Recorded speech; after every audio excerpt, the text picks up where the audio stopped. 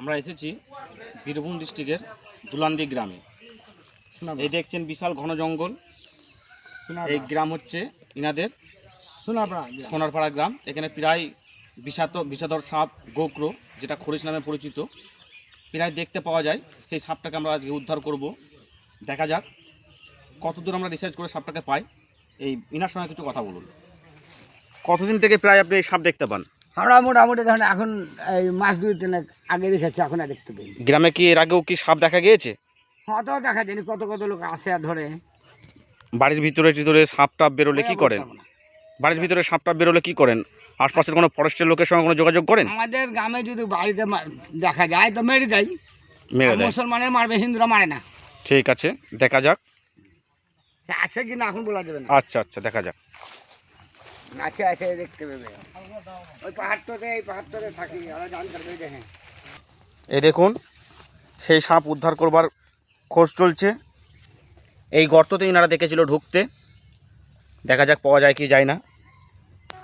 প্রত্যেকটা মুহূর্তে আপনারা আমাদের সাথে থাকবেন, দেখবেন। ভিডিওতে শেয়ার, লাইক, কমেন্ট তিনটেই করবেন। দেখুন গ্রামের লোকজন ছুটে আসছে সাপ ধরা দেখব বলে। সাপের নামই ভয়, আতঙ্ক। গোটা গ্রামের লোকই আতঙ্কে ছড়িয়ে আছে। এগুলোতে বাচ্চা ছেলেরা খেলাধুলো করে, যাতায়াত করে। প্রায় সময় সাপটা চোখে পড়ে। আজ উদ্ধার হবে। গ্রামের লোক এক এক করে গ্রামের দিকে এগোচ্ছে সাপ ধরা দেখতে। ভিডিওতে দেখতে পাবি তোরা। আমরা দেখেন এই পাহাড় দিয়ে থাকে, এই পাহাড়ে লম্বা, এই পাহাড় দিয়ে থাকে।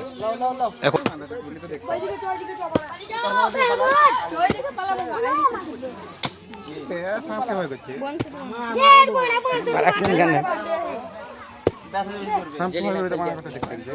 আচ্ছা এদিকে আসেন, এই তো সরিয়ে এদিকে আসেন, এদিকে আসেন। আছে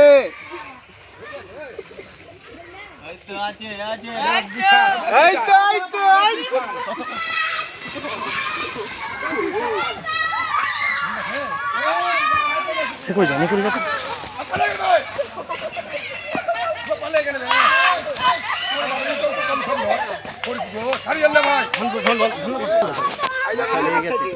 চলে যা। সাপ ধরা পড়লো। আপনি খুশি তো?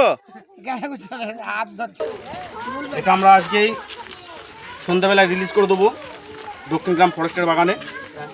আরও ভিডিও পেতে নতুন কমেন্ট, শেয়ার প্রত্যেকটা জিনিসই করবেন, মানুষের কাছে ভিডিওটা পৌঁছে দেবেন।